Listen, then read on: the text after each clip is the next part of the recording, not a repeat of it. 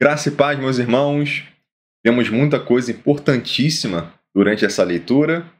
Vou trazer aqui alguns pontos de maior importância para que venhamos a ter uma compreensão maior da visão, completa ali da Bíblia.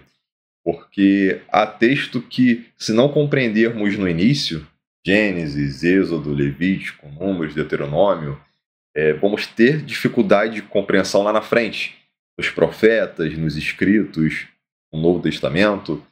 Então, a Bíblia toda ela é importante. E se desconsiderarmos alguns textos, não teremos a compreensão ali do todo, ok? Então, vamos lá. Lemos de Êxodo 5 a Êxodo 25. Somos conduzidos a um dos momentos mais significativos da história bíblica, a redenção de Israel, sendo ali libertados da escravidão do Egito e agora rumo à terra prometida. E esse trecho não é apenas um relato histórico, mas também uma poderosa ilustração do plano redentor de Deus, que aponta ali diretamente para o reino dos céus e para a obra de Jesus Cristo. Vimos que, após a morte de José, surgiu um faraó que não conhecia os feitos de Deus. O povo de Israel caiu na escravidão, vivendo ali sobre uma cruel opressão do Egito. E esse cenário, trazendo aqui algumas analogias, ele simboliza a condição de toda a humanidade antes da redenção, sendo escravos do pecado, incapazes de se libertar por conta própria. Deus levantou Moisés como o libertador, enviando ali uma mensagem clara: deixe meu povo ir. E nesse embate entre Moisés e Faraó, não foi apenas um diálogo político, mas vamos ver que foi um confronto espiritual, demonstrando ali a supremacia do Deus de Israel sobre os deuses do Egito. Após sinais, maravilhas, culminando na Páscoa, vamos ver ali a morte também dos primogênitos. Israel foi libertado. E essa libertação é um prenúncio da obra redentora de Jesus, o Cordeiro de Deus, cujo sangue livra da escravidão do pecado e da morte. No Sinai, Deus selou a sua aliança com Israel, entregando a sua lei. E esse evento marca o início do chamado de Israel para ser uma nação santa, um reino de sacerdotes.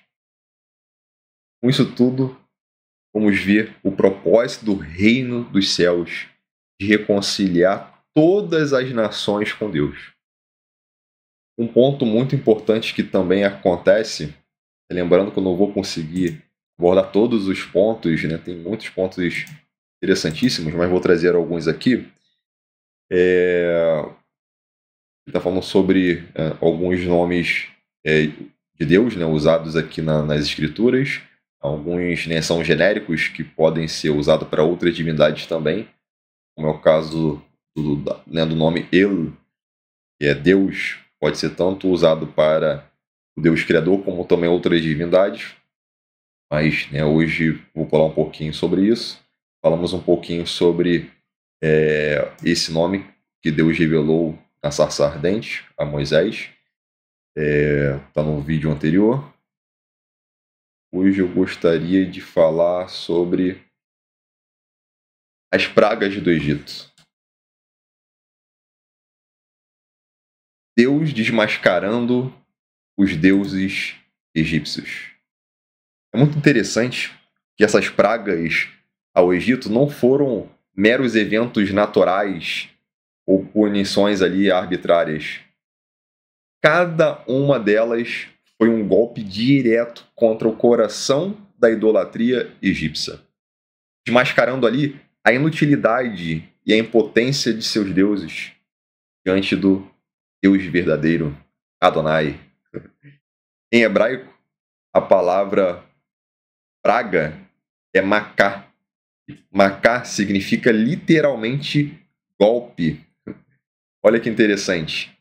Deus literalmente golpeou as divindades egípcias. Muito interessante, né? Eu vou trazer agora essa visão para vocês.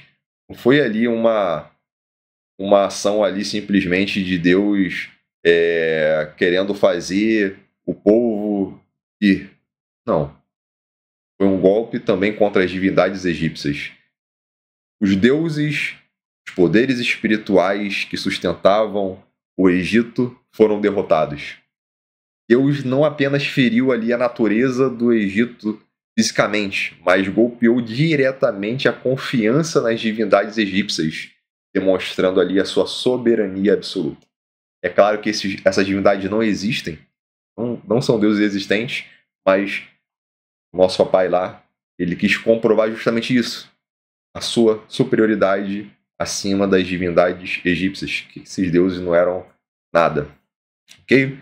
Então, na primeira praga, águas em sangue. Vamos ver que foi um golpe, né, ao deus Hapi, que era o deus do Nilo. Vamos ver que tinham várias divindades, né, para um monte de coisa. Vamos ver ali que o Khnum era o guardião do Nilo. Então a gente vê aqui várias e várias, né, divindades foram golpeadas apenas com uma única praga. Então, águas em sangue, primeira praga. Deus mostrou ali que a vida dependia dele e não do rio. Ele vai golpear ali as divindades egípcias, que era o deus do próprio Nilo, o guardião do Nilo, o doador da vida. Então vamos ver que realmente foi um golpe ali contra essas divindades. A próxima praga, a praga das rãs. Vamos ver aqui que golpeou Heket, que era uma deusa em forma de rã, a deusa da ressurreição e da fertilidade, que ajudava as mulheres no parto. Vamos ver que Deus demonstrou que a multiplicação e a fertilidade estão sob o seu controle. Ele vai multiplicar ali a quantidade de rãs. A rã, que era tido como uma divindade para eles, acabou que no final veio como um incômodo, né? Já não aguentavam ver rã para tudo que é lado. Depois a próxima praga, piolhos. A praga, né, do pó da terra sendo transformada em piolhos, ridicularizou o deus Gep, que é o deus da terra, mostrando que o pó da terra obedece a Deus. Então vamos ver que causou ali o seu pó de cura. O pó de cura do Egito causou lepras e feridas. Os egípcios usavam, né, o pó como um pó de cura e falavam que eram as divindades que forneciam. Não, vou botar esse pó na pele e as divindades irão curar. E acabou que aconteceu ao contrário. O pó causou lepras e feridas. Aí depois vamos ver a praga, o golpe ao deus Khepri. Então a praga das moscas. O Khepri era representado por um escaravelho e era o deus da ressurreição. Vamos ver que foi golpeado também. Vamos ver depois a peste dos animais, né, a peste nos rebanhos. O gado era considerado sagrado no Egito e Deus golpeia mais uma vez diversas divindades que eram animais ali com vários símbolos de força, de prosperidade, e vai golpeando todos eles. Depois vamos ver a praga das úlceras. Golpeou, né, Sekhmet, que era o deus da cura, golpeou Serapis, o deus associado à medicina, entre tantos outros deuses que são relacionados à cura, medicina e ciência para o povo egípcio. Depois vamos ver trovões, vamos ver chuva de pedra e fogo, né? Granizo. Aqui vamos ver que golpeou a deusa Nut, que é a deusa do céu, Set, que é o deus das tempestades, mostrando ali o domínio de Deus sobre o clima. Depois vamos ver a praga dos gafanhotos. Golpeou o deus Min, que é o deus da vegetação, que protegia ali os campos dos gafanhotos. Depois vamos ver a praga das trevas. Golpeou os deuses Ra, Aten, Atum, Horus, né, várias divindades ali. Inclusive, Ra que é o deus Sol, era a principal divindade egípcia. Deus demonstrou que com isso ele é a verdadeira luz. Muito interessante, né? E por último, temos a morte dos primogênitos. E Deus vai e golpeia o deus Osíris, que é o doador da vida, era considerado doador da vida para os egípcios. Amon-Ra também, que era considerado o preservador dos primogênitos, além do golpe também final contra Faraó, que era tido também como um deus na terra, mostrando ali que a vida e a morte pertencem ao Deus de Israel. Então, meus irmãos, as pragas no Egito prefiguram os julgamentos de Deus. E falando sobre julgamentos de Deus, nós também nos lembramos, né, de Apocalipse. Porque em Apocalipse ele vai golpear os sistemas corruptos do mundo, sistemas idólatras. Em Apocalipse vamos ver que, assim como no Egito, os julgamentos tiveram ali um propósito de expor a impotência dos poderes que os humanos criaram, que certamente houve ali influência demoníaca. Vamos ver que também no final dos tempos tem um propósito de expor a impotência dos poderes humanos e demoníacos diante do reino de Deus. Então vai ser um momento ali de um basta. Vamos ver ali praga de trevas e sangue. No Egito, a água se tornara em sangue, a luz foi retirada, apontando ali para o juízo de Deus. Vamos ver gafanhotos, né? Deus usa ali os gafanhotos para apontar que a criação julga os ímpios. A própria criação julga os ímpios. Então, vamos ver cada coisinha ali demonstrando coisas enormes. No final dos tempos vai acontecer a mesma coisa. Vamos ver ali com as trombetas, as taças, alguns julgamentos vindo contra o homem, contra o sistema do mal. Com isso tudo, nós aprendemos muita coisa importante. As pragas revelam que Deus é soberano sobre todas as forças espirituais e terrenas. Elas nos desafiam a abandonar ídolos, ainda que sejam modernos, como a riqueza, o poder, os prazeres, e a confiar em um único Deus. Vamos ver que com essa conexão com o livro de Apocalipse, nos lembra que o julgamento de Deus é inevitável, mas é um julgamento justo. A redenção ela está disponível por meio de Jesus, o Cordeiro de Deus. Meus irmãos, as pragas aí não foram apenas punições, conforme eu mencionei, foram golpes que abriram um caminho para a libertação de Israel e anunciaram ali o reino de Deus, um reino que triunfa sobre todos os falsos poderes e estabelecimentos humanos. E Jesus é o cumprimento desse plano redentor, que nos convida ali a viver em liberdade na sua luz. Amém? Depois nós temos um texto bastante interessante, que alguns acabam perguntando, alguns não, a maioria, quando leem. Deus endureceu o coração de Faraó? Por que Deus endureceu o coração de Faraó? Por que isso aconteceu? Deixa eu colocar aqui. Os irmãos já estão visualizando. Lá em Êxodo, capítulo 7, verso 14. É importante primeiro lermos isso aqui. Então disse o Senhor a Moisés: o coração de Faraó está endurecido, recusa deixar ir o povo. Okay? Então, antes do Senhor endurecer o coração de Faraó, vamos ver que, de fato, o coração de Faraó estava endurecido. Okay? O coração de Faraó se endureceu e não os ouviu como o Senhor tinha falado. E vamos ver que o Senhor vai falar a Moisés: o coração de Faraó está endurecido, recusa de deixar ir o povo. E isso aqui logo no início, certo? Isso aqui logo no início. Aí fica essa pergunta: por que o Senhor endureceu o coração de Faraó? Primeiro, o Senhor fez o coração de Faraó pesado com o propósito de realizar os seus sinais por meio deles. Então as pragas vieram e, querendo ou não, mostrou ali a glória do Senhor. Isso tudo foi para benefício de Israel, para que pudessem lembrar que Deus fez aos egípcios de tolos, que Deus desmoralizou as divindades egípcias, que Deus demonstrou que as divindades egípcias não tinham nenhum poder, trazendo juízo sobre essas divindades.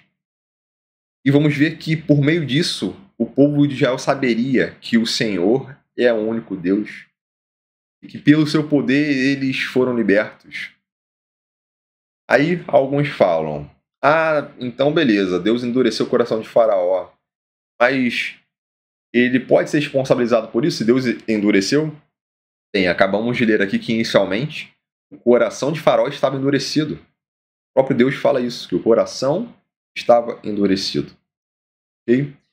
E vamos ver em alguns outros versos, por exemplo, aqui no verso, deixa eu ver, mais à frente que tem de novo. Ó, os magos fizeram o mesmo com seus encantamentos, de modo que o coração de Faraó se endureceu. Mais uma vez, isso aconteceu de forma repetida.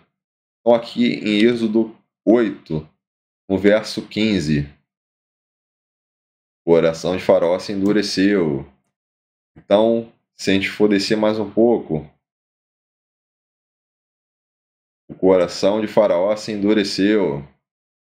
Então, nós temos isso diversas e diversas vezes. Se eu for aqui agora para o verso 32, o coração de Faraó se endureceu.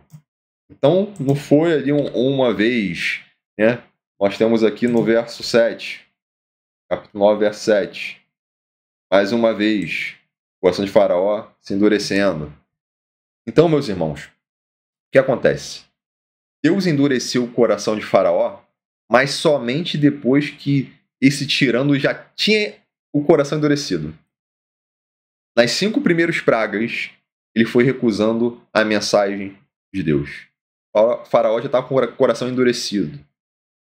Após a 6ª praga, está escrito que o Senhor endureceu o coração de Faraó.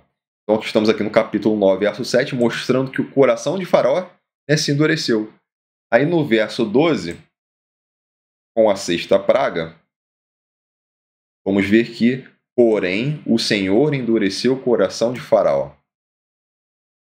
Então, apenas na 6ª praga acontece isso. Por que isso?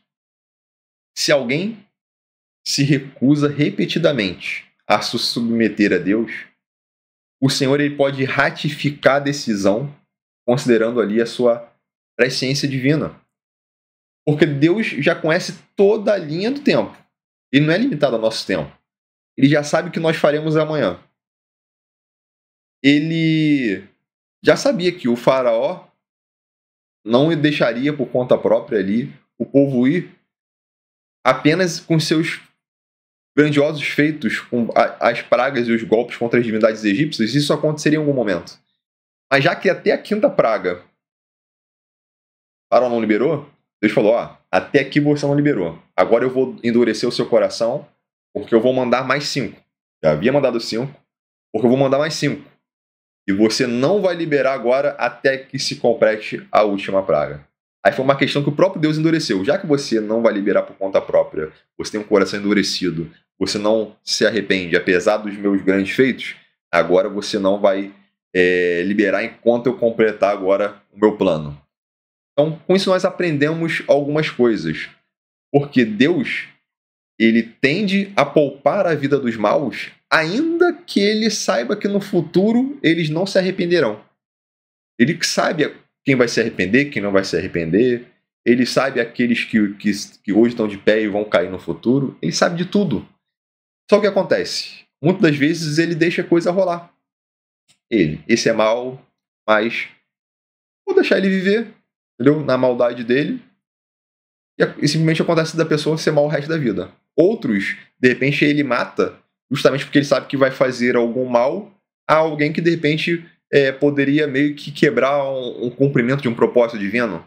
Então, um exemplo. De repente, tem um pastor que Deus quer fazer um propósito enorme de ganhar milhares de vidas, e aí Deus vê na linha do tempo que um criminoso iria matá-lo. Aí Deus fala, ainda não é o tempo dele, porque esse pastor, eu preciso dele para tal obra. Deus vai matar esse criminoso. Agora, se, ainda que o pastor viesse a ganhar algumas vidas para ir no futuro, se não tivesse ali um um grande propósito de Deus em mais alguma coisa ali de muita importância no plano divino, Deus poderia chegar e falar: o homem é mau, o mundo é mau, não vou permitir que isso aconteça. Então, tem coisas que Deus impede por causa do seu propósito maior, no seu plano ali que é perfeito, e outras coisas ele acaba deixando rolar. Agora, aqui, vamos ver na Bíblia até falando sobre vaso de honra, vaso de desonra, é até um assunto um pouquinho polêmico, mas olha só que interessante. No cumprimento do propósito de Deus, ele pode tanto usar aquele que decidiu seguir por um caminho mau, como aquele que decidiu seguir o bom caminho. E tudo isso é para a glória dele. Tudo é para a glória dele. Então, por exemplo, o apóstolo Paulo, ele fala aos Romanos, deixa eu colocar aqui. Romanos, no capítulo 9. É interessante ler o capítulo todo, porque tem muitos pontos aqui interessantes. Diz assim, porque diz a Escritura a Faraó: para isto mesmo te levantei, para em ti mostrar o meu poder e para que o meu nome seja anunciado em toda a terra. Então a gente vê aqui que Deus falando que levantou Faraó para demonstrar o poder dele e para que o nome dele fosse anunciado por toda a terra. E de fato foi. Porque o que acontece? A humanidade nesse período, eu digo a humanidade, né, como um todo, já não lembrava mais de Deus criador nenhum. O mundo já era um idólatra. Infelizmente, até entre os filhos de Israel, a idolatria já estava vasta já. Então, o Senhor se revelando dessa forma no Egito, provando a todos que ele é único. Olha só, foi Deus usando o faraó para provar: eu sou o único Deus, esses deuses não são nada. Ele anunciou o seu nome por toda a terra. Ele vai e diz: logo, pois, compadece-se de quem quer e endurece a quem quer. Olha só.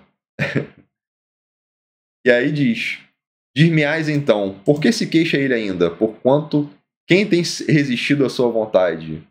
E aqui o texto vai falando, né? Vai falar aqui sobre o vaso de honra, o vaso de desonra. Mas como nós podemos entender isso?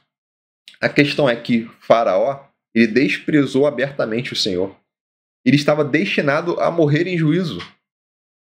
E como o Faraó resistiu ali o coração, os 5 pragas, Deus vai e endurece o coração dele ainda mais para que mostrasse a sua glória nas próximas 5 pragas. Então, Deus ele tende é uma forma ali como se fosse de intensidade. Então, se você decide por andar no caminho do Senhor, ele vai ajudar cada vez mais você a andar no caminho dele. E vai intensificar ele sempre querendo que você se achegue mais a ele, que você se aproxime mais dele. Quando Deus vê que a pessoa é má, que ele já fez de tudo para a pessoa chegar até ele, mas a pessoa resiste, Deus vai usar essa pessoa como um vaso de desonra. Como assim? Para cumprir o seu propósito, ainda que a pessoa seja má, assim como o faraó, ele vai usar para a sua glória, para revelar seus feitos. Ele faz isso até hoje. Só que, obviamente, nós estamos numa linha do tempo onde os propósitos de Deus são, né, um pouco mais escondidos, não tão revelados como, né, nos dias do Êxodo. A gente vê que tem um momento ali para todas as coisas.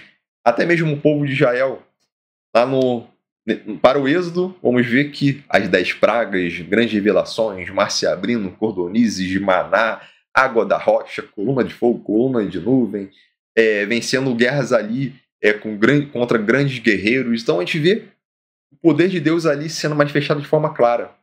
Aí o povo vai e entra na Terra Prometida. Cadê a glória de Deus? A glória de Deus está ali.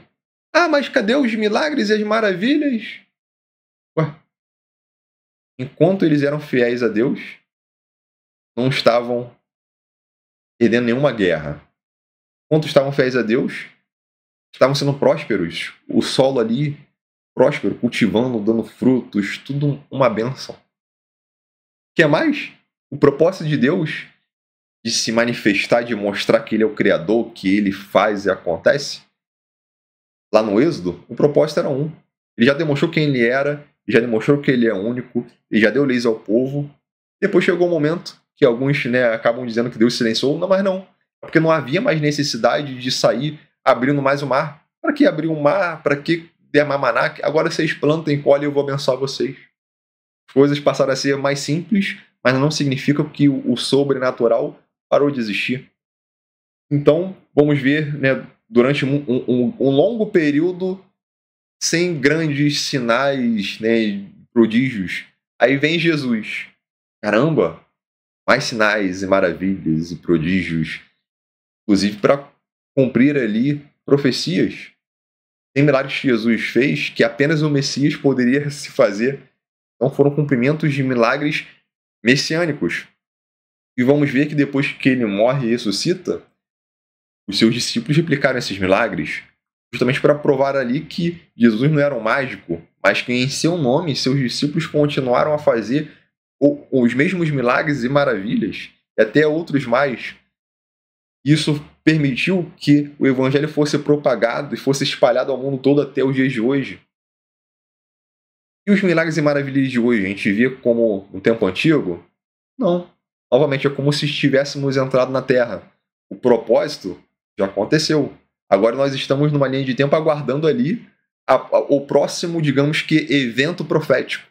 Então nós estamos num período em que Deus continua sendo o mesmo, assim como eles entraram na Terra Prometida.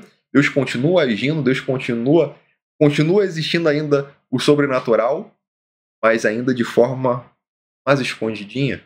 Acontece um ali, outro lá. Não é a ponto de chegar, né, no hospital e falar: tá todo mundo de alta porque todos estão curados em nome de Jesus. Ou chegar no cemitério durante o enterro: estão todos agora em vida, levante-se. Não é o propósito de Deus que isso aconteça hoje. Pode acontecer um caso ali, outro caso ali isolado, para cumprimento dos seus propósitos. Mas não é propósito dele que saia fazendo em larga escala nos dias de hoje. Pelo menos não por enquanto. Mas vai chegar um momento profético, que assim como o Joel disse, né, lá em Joel 2, que nos últimos dias, vou até colocar aqui para os irmãos. Cadê? Dá uma agarradinha aqui no mouse. Então, lá em Joel, o capítulo 2,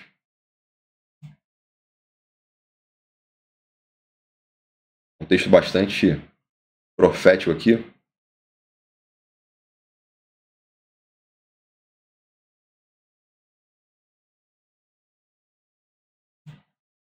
O verso 28 diz: E há de ser que depois derramarei o meu espírito sobre toda a carne, e vossos filhos e vossas filhas profetizarão, e vossos velhos terão sonhos, e os vossos jovens terão visões.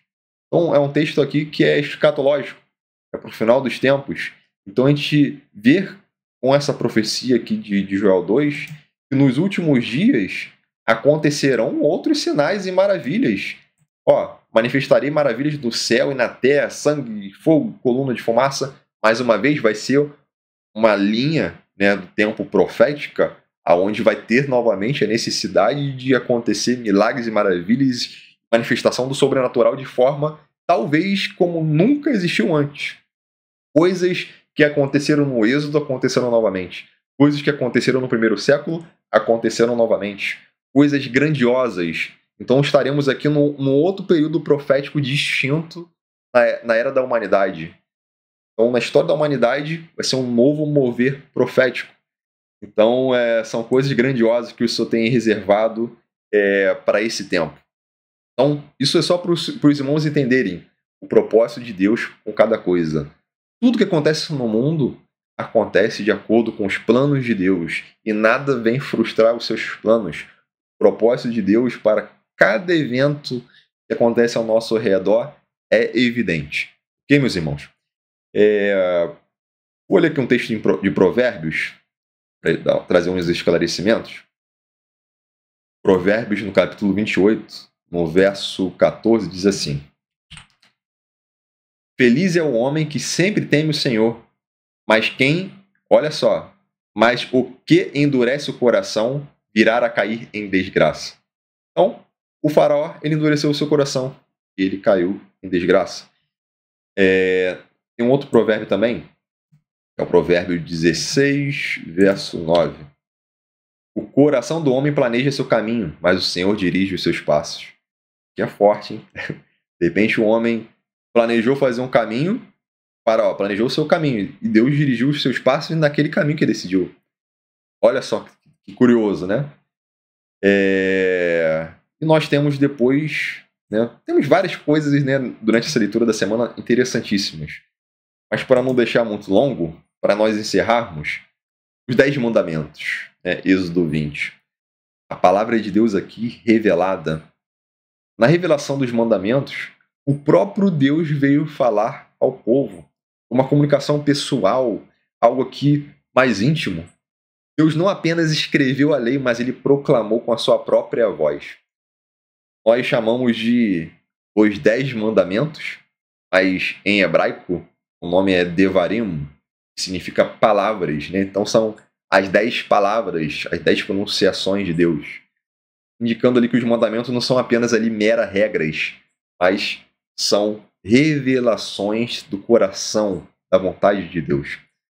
Nós precisamos entender, meus irmãos, eu não vou conseguir aqui ler um por um, até para sermos breves, mas nós precisamos entender o seguinte, que muito se fala sobre isso, a letra e o espírito. O que é a letra da lei e o espírito da lei? Nós temos que entender isso, porque quando nós vamos apenas pela literalidade da escrita, é quando nós agimos ali de forma exterior, nós não conseguimos enxergar ali a beleza do Criador com a sua palavra. Porque os mandamentos do Senhor é algo que vem de dentro, é algo interior, é algo do coração. E quando nós entendemos a essência do nosso interior, aí nós vamos desejar agradar a Deus, aprendendo ali de fato o que é o espírito da lei. Os 10 mandamentos foram dados a Deus no Sinai e são a base da aliança com Israel. E expressam ali os princípios eternos e a justiça divina. No Sermão do Monte, lá em Mateus 5, eu até recomendo que os irmãos, né, quando puderem, façam uma leitura de todo o capítulo, porque são coisas grandiosas que Jesus fala aqui. Mas estarei lendo aqui o verso 17, e muitos acabam falando que Jesus aboliu a lei, e ele próprio lhe disse que não penseis que vinha abolir a lei ou os profetas, não vinha abolir, mas cumprir. Então não tem como falarmos que a lei foi abolida, se ele próprio disse que não veio para isso. Okay? Mas, em Mateus 5, se nós lermos o texto, vamos ver que Jesus ensina que o propósito da lei não é apenas obediência externa, mas é uma transformação interior. Um exemplo disso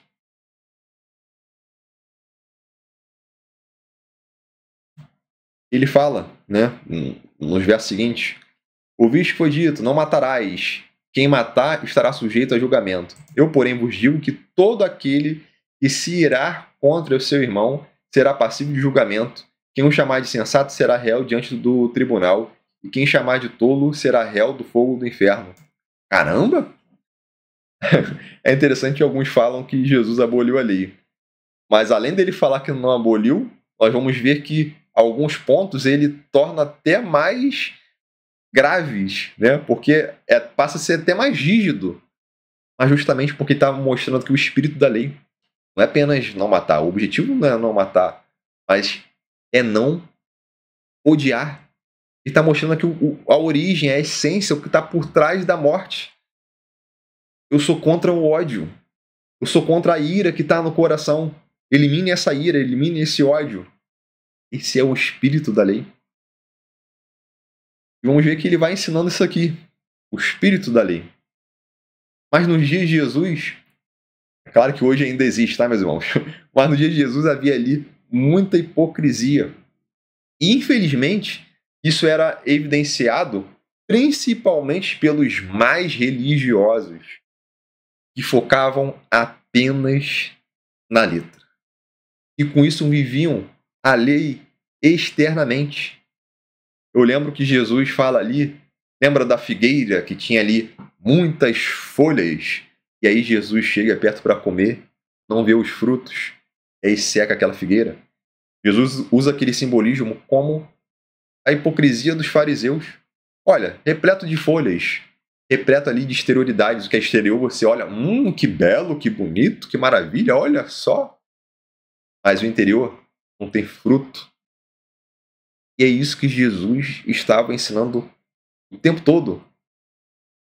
O interior, o espírito da lei. O próprio Senhor, ele legislou e ele vai agora e ensina o que é o espírito da lei. Olha, eu que ensinei a você, eu que trouxe, eu que revelei a lei. Agora eu vou ensinar a vocês. Eu lembrei agora que eu assisti um filme recentemente. É um filme indiano, em que uma mulher tinha um pai que era policial, uma mãe que era advogada. E é interessante que no filme ela comenta algumas vezes que ela aprendeu com os pais o que é o espírito da lei e o que é a letra da lei. E aí ela acabou virando, ao mesmo tempo, policial e advogada. Ela teve as duas profissões ali, né, copiando seus pais. E sempre buscando entender ali o que era o espírito da lei e o que era a letra da lei. E aí, certa vez, apareceu ali um homem que era agressor, né, na mulher. E aí, por ele ter muitas posses, ter um pai ali riquíssimo, muito influente, ninguém fazia nada contra o homem. Ela aparecia lá com o olho roxo, toda cheia de marcas, ninguém fazia nada. Ninguém fazia nada. E não se tinha ali provas concretas contra ele. E quando alguém batia de frente, pô, cara, o que você fez com ela? Não, pô, ela caiu da escada. Caramba, o olho dela. Não, ela bateu com o olho na pia. Então inventava, né, algumas histórias. E aí essa policial, que também era advogada, ela decidiu comprar a briga. E tentaram alguma coisa contra o cara. E ela tentava, e nada. Chegou até a ficar frustrada, porque algumas coisas aconteciam até contra ela nesse processo. E ela nada de conseguir provas. E aí, finalmente, a esposa do cara consegue evidências para prendê-lo. Só que ela consegue fazer isso através de uma armadilha usando a sua irmã gêmea. E ela consegue finalmente provas suficientes para prendê-lo. Só que depois de prendê-lo, a policial ela descobre que houve uma armação. O devido processo legal tinha um furo ali. E aí ela tenta convocar o juiz para anular sua decisão, porque o processo legal teve uma falha ali. De forma a liberar o agressor. Porque a evidência foi com o uso de engano contra ele. Por uma armadilha. E aí a advogada foi e convoca o juiz a fim de descondenar o cara. Então antes ela estava buscando de tudo para condená-lo. Mas buscando de formas da letra da lei. Não, tem que ser assim, tem que ser assado. E nada. Aí a mulher tem essa estratégia, né, faz essa armadilha e pega o cara. Mas aí o que acontece? Quando tem esse julgamento para anulação da decisão, a mulher começa a contar o testemunho, o que acontecia com ela, o que o cara fazia. Quando a policial começa a ouvir os detalhes e ela lembrou o que aconteceu com a mãe dela, com a mãe da policial. É a mãe da policial? Eu acho que é a mãe da policial. Aí, não lembro se foi mãe ou se foi tia, agora realmente eu não lembro.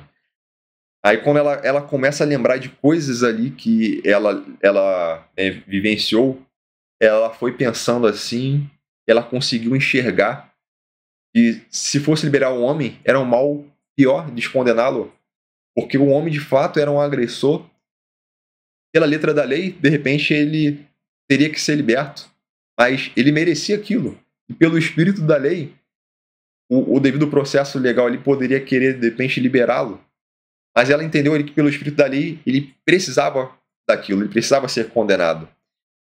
E aí ela percebeu que pelo sistema existente, ninguém nunca conseguiria nada contra ele. Ele de fato era um agressor, mas a vítima ali, com aquela sabedoria, usando de estratégias, conseguiu a prova. E aí a policial, usando do espírito da lei, ela mesma fala isso, ela entendeu que o cara deveria continuar preso. E ela vai desistir de anular o processo. Então, só um exemplo aqui para vocês verem sobre letra e sobre espírito. Então é importante que a gente entenda. Jesus usou vários exemplos para provocar reflexão para o espírito da lei e a letra da lei.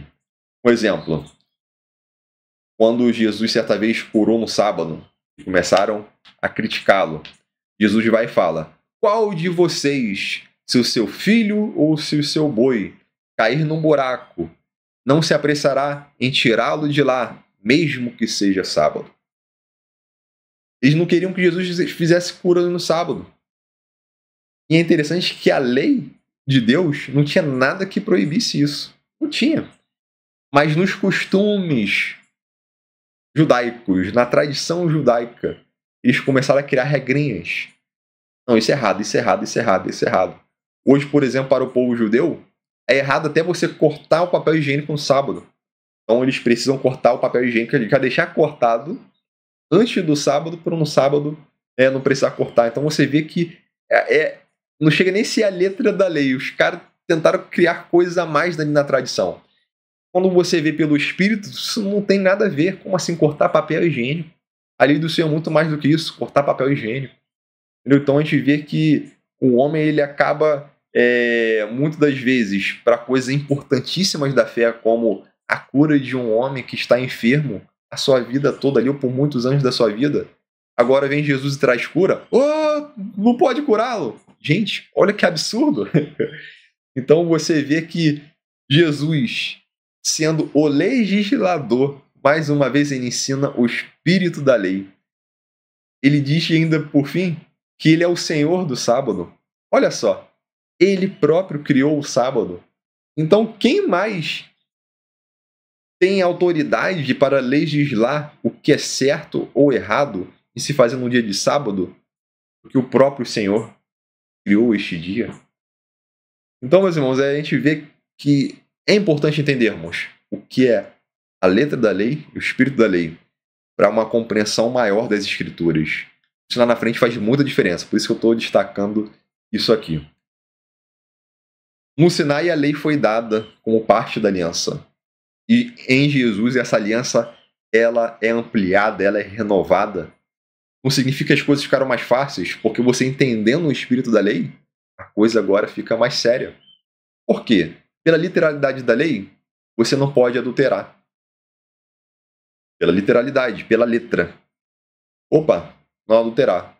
Mas a lei fala alguma coisa contra você olhar para uma mulher, contra você ter uma conversa sensual, indesejável com uma mulher que seja compromissada ou você compromissado? Pela letra da lei, não. Mas Jesus ensina o espírito da lei. Ele já ensina que até você olhar desejando, isso já é errado. É claro que ele cria aqui uma espécie de cercas para impedir que o pecado aconteça, porque o adultério ele não acontece ali com um piscou e adulterei. Não. Começa com um olhar, começa com uma troca de palavras, começa com uma indecência, uma imoralidade na conduta, até que acontece a imoralidade sexual. Então, é uma coisa que leva a outra. E pelo espírito da lei, Jesus já mostra já coisas erradas antes de cair de fato na transgressão que a lei diz propriamente. Então, chegou a matar, foi uma ira que entrou no coração. Não deixe essa ira entrar no coração. E é isso que Jesus ensina. E lá em Jeremias 31, é profetizado sobre uma nova aliança. Um texto aqui que eu acho muito lindo. Dias virão, diz o Senhor, em que farei uma nova aliança com a casa de Israel e com a casa de Judá. Ela não será como a aliança que fiz com seus pais, quando peguei pela mão para tirá-los da terra do Egito, pois eles quebraram a minha aliança, mesmo sendo eu o Senhor deles, diz o Senhor. Esta é a aliança que eu farei com a casa de Israel depois daqueles dias. Olha só, porei a minha lei na sua mente e a escreverei no coração.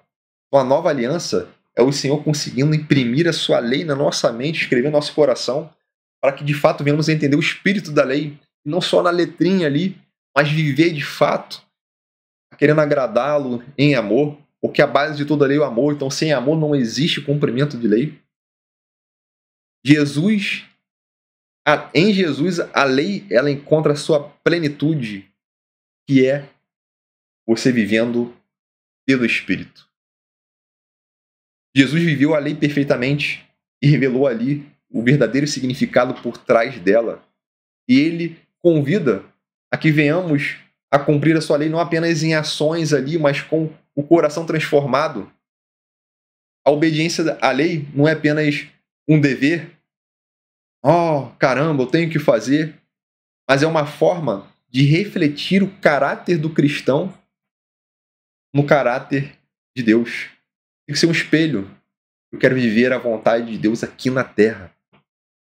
É fácil dizer, seja feita a sua vontade, no céu assim como na terra, né? Assim na terra como no céu. É fácil. Mas de fato querer, poxa, Deus quer que as coisas sejam assim, então eu vou viver assim. Aí é mais difícil. Meus irmãos, Jesus nos chama além da letra da lei, vivendo o Espírito por meio do poder do Espírito Santo, para que venhamos de fato ser cidadão do reino dos céus. A narrativa de Êxodo não é apenas aqui uma história antiga, mas é um espelho da nossa caminhada com Jesus.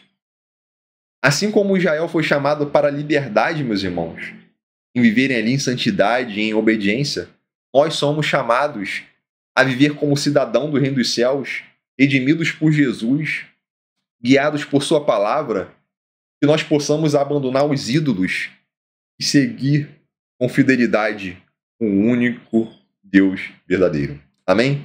Que Deus os abençoe grandemente. Nos vemos na próxima semana.